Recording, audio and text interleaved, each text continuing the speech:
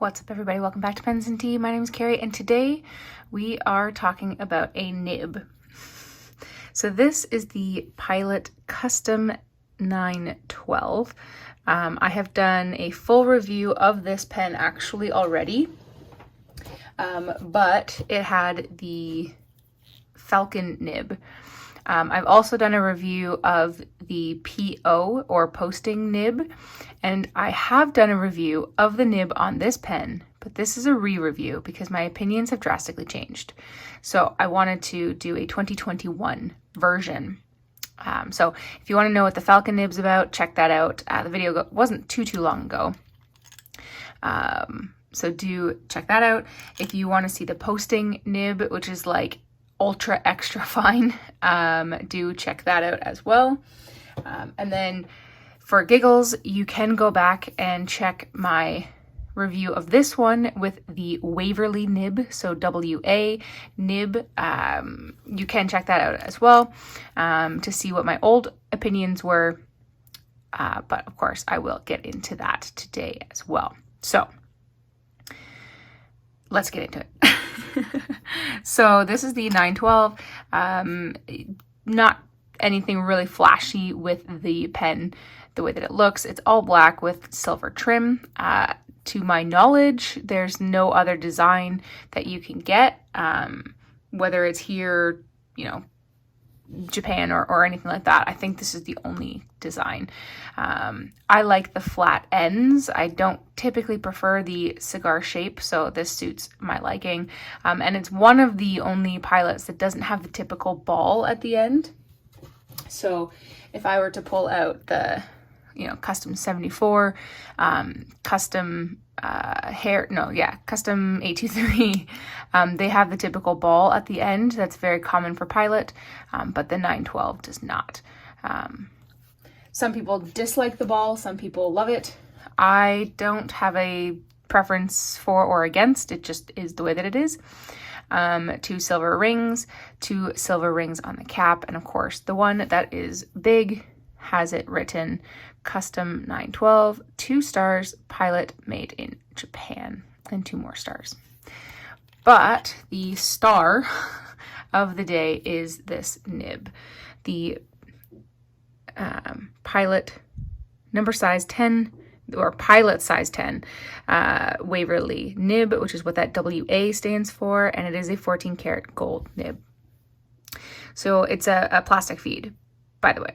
So you're going to notice that the nib kind of flares upwards a little bit, much like if you were to see a Fude nib, Fude spelling, and that is different than this. So that's the main thing that I did not realize. So the reason why it's bent and ground this way is so that it is supposedly supposed to be not soft, but comfortable and smooth to write in any orientation, no matter how you hold the pen. So whether you hold it high up, at like sort of like a medium angle, low angle, slightly to the sides, doesn't matter. It's supposed to be smooth every way. It does lend itself to a little bit of line variation, but not a whole lot, which I'll show you in a moment. But my original thoughts was that I was expecting it to be a little bit more dramatic. Not obviously like a Sailor Zoom nib, but closer to a Fude nib. So I had thought long and hard about getting this one because I wanted to try it again. Plus I'm really feeling Pilot lately, like going hard on them. So I wanted to pick one up again.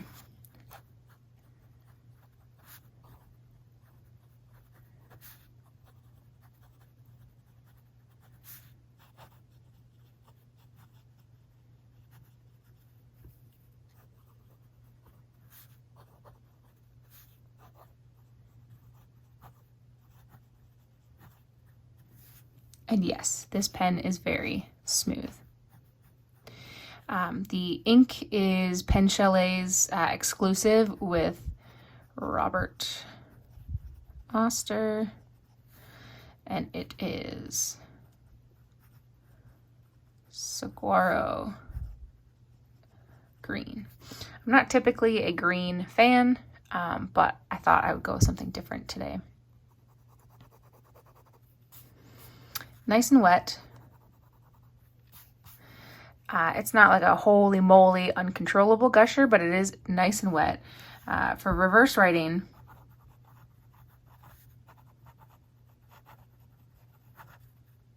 it's obviously much drier, much finer for sure, but it is still smooth and comfortable. You do get some line variation difference if you hold it straight up versus farther down. The side-to-side strokes obviously are different depending on your angle, but even the, like, if you rotate it like really, really far, sure, it does eventually start to cut out because, I mean, eventually you've just gone too far. But it really is smooth in every direction. It's phenomenal. At my angle, the way that I hold my pen, I would say that this is a fine nib. Potentially slightly finer than a fine, but I wouldn't call it an extra fine. I just dropped my pen. So this is a fine nib from a Platinum. And you'll see here, it's pretty darn close.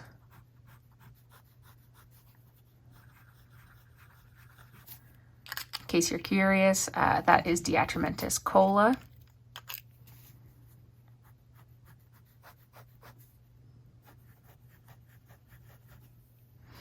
So it's not quite an extra fine, but it is pretty darn close. This is a Kaweco fine.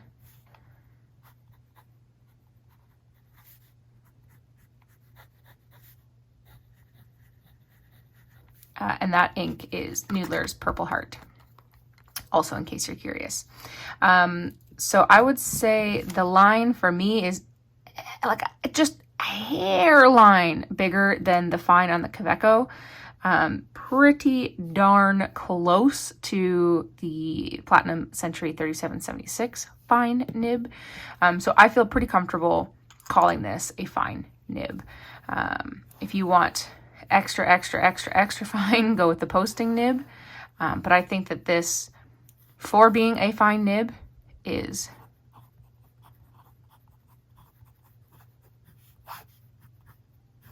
nice and smooth. If you apply pressure, you can get some line variation, but it's not what this nib is for.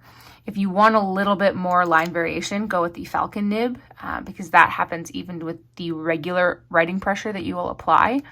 But I adore this. It's so smooth. I love the name Waverly. It's such a nice, pleasant name, especially if there's any Erpers out there. You know what I'm saying. I love it. Much by comparison to these, since this is a popular pen, much less feedback than something like this would be. It's even less feedback than my Kaweco.